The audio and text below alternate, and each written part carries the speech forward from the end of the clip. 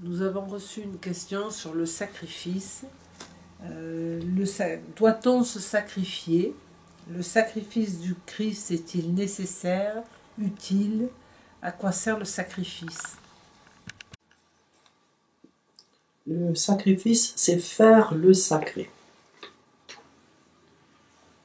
Et c'est un très très grand sujet, en ce sens que c'est l'œuvre même de notre vie, obéir aux lois ontologiques qui nous invitent depuis toujours à opérer en nous des mutations successives pour atteindre à la réalité maximaliste de notre être.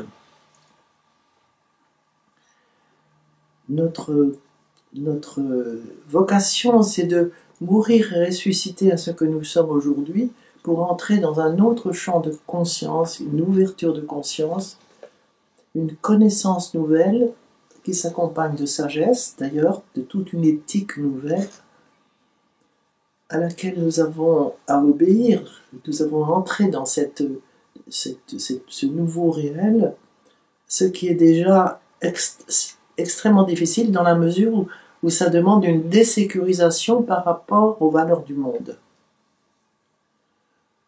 Mais c'est ça qui vous est demandé. C'est une certaine désécurisation sur le plan de la jouissance, de la possession, de la puissance, ces trois lascars qu'on retrouve partout, continuellement.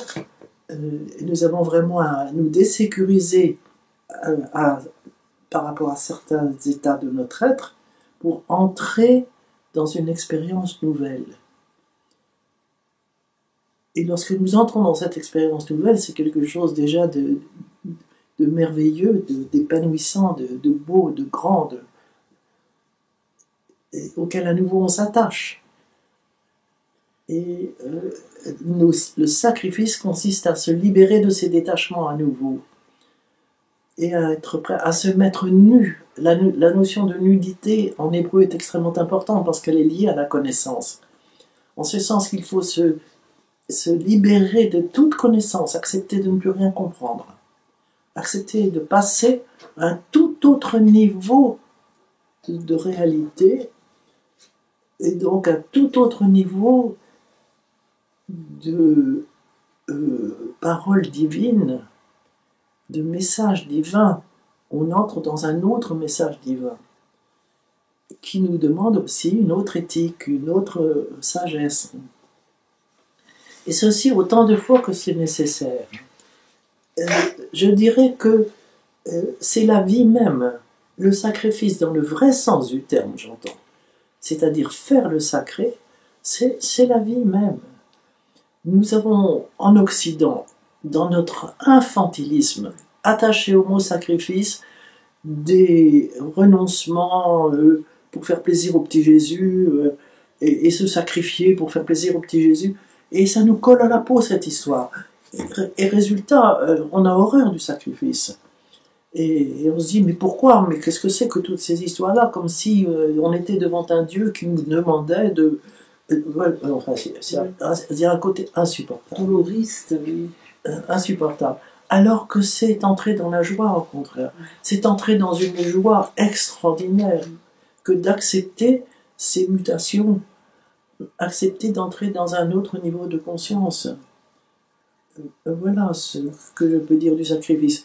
Et il est bien certain que le sacrifice au maximalisme du mot sacrifice, c'est vraiment la mort du Christ et sa résurrection.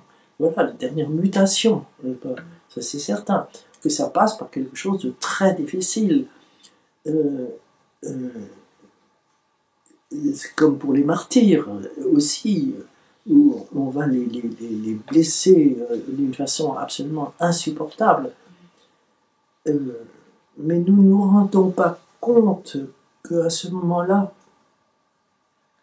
les martyrs, je pense, sont dans une telle intimité avec leur Seigneur qu'ils ne ressentent pas du tout les choses de la même façon non plus. Pas du tout.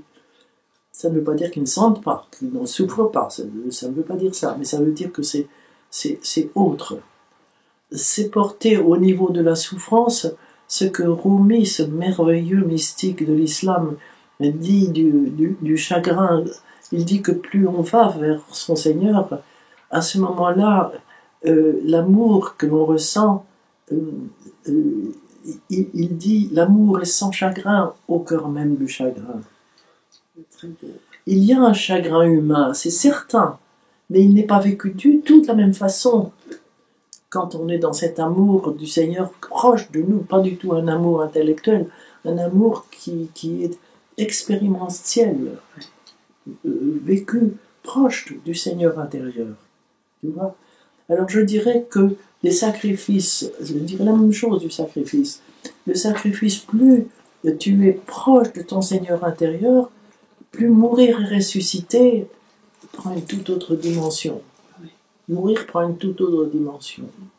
Tu as parlé un jour, quelque chose qui m'avait beaucoup aidé, c'est de parler du grain de blé que l'on doit enlever de sa balle et qui est frappé, enfin, qui est... Tu ouvres un chapitre énorme là, parce que ce grain de blé en hébreu c'est le mot bar, qui fait l'objet du mot Bereshit, parce que si l'on prend chacune des deux lettres du mot bar, les deux lettres, étant donné qu'une lettre est un mot en hébreu, Beit et Resh, on a le mot Bereshit. Donc le mot bar est celui qui préside à toute la Bible.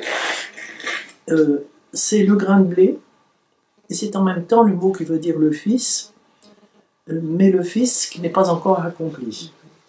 C'est-à-dire justement qui est encore comme une semence, qui est encore comme une semence. Et il est bien certain que dans notre humanité actuelle, dans sa totalité, il y a des exceptions, mais dans son collectif, est une humanité, un Adam qui correspond au premier chapitre de la Genèse et qui est encore rien pour cultiver sa Adama. C'est-à-dire rien, c'est le hayin en hébreu, où tu as la petite lettre yod, qui est cette semence au cœur du rien, le hayin, et qui est enveloppée dans sa balle. Donc la semence, elle ne peut pas germer, puisque... Et c'est pour ça que le Christ dit, si le grain ne meurt, il ne peut porter de fruits. Ben, il dit aussi bas, donc si le Fils ne meurt, il ne peut pas porter de fruits. D'où nos mutations nécessaires. Et la mutation va être rendue possible par celle que fait le Christ, parce que lorsque, au moment de son arrestation, Pilate va demander au peuple de choisir entre la mort de Barabbas ou la mort de Jésus, Barabbas, le fils du Père, le peuple va crier « Libérez Barabbas » et le peuple a raison. Il faut libérer ce grain de blé, cette semence divine en l'homme. Et Barabbas va être libéré, le grain de blé est libéré, parce que le Christ prend la place de Barabbas. Et on va lui lier les mains, on va le flageller, comme on flagelle le grain de blé.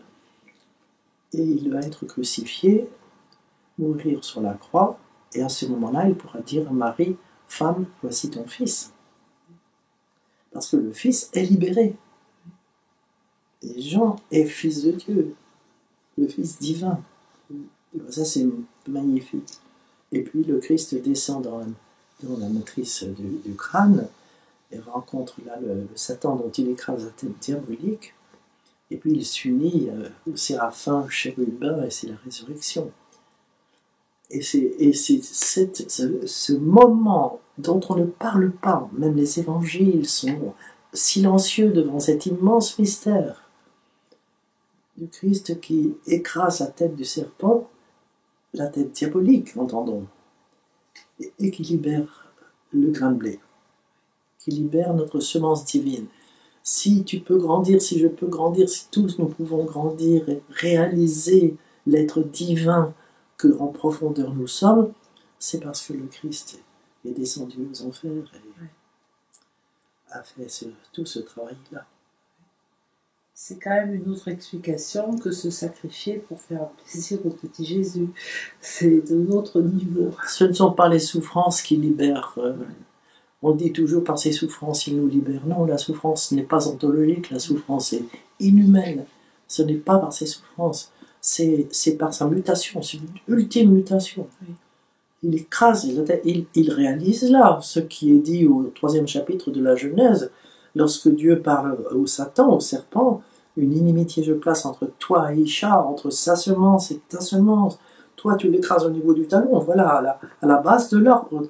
Toutes ces énergies, tu manges toutes les énergies. Mais la semence de Isha, c'est le Christ. Isha, c'est Marie.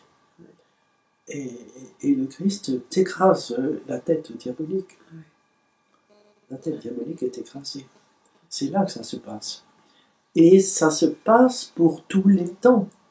Parce que le Christ est je suis. Donc si Abraham a pu faire son chemin, si Moïse a pu faire son chemin, si le Bouddha a pu faire son chemin, si Lao Tzu a pu faire son chemin, et Socrate et tout cela depuis la haute antiquité, c'est parce que le Christ est mort et ressuscité, parce qu'il est là de toute éternité. L'événement se passe dans l'histoire, bien sûr, mais l'événement en même temps est de toute éternité. Et il a fait le chemin pour que nous puissions le faire, mais pas à notre place.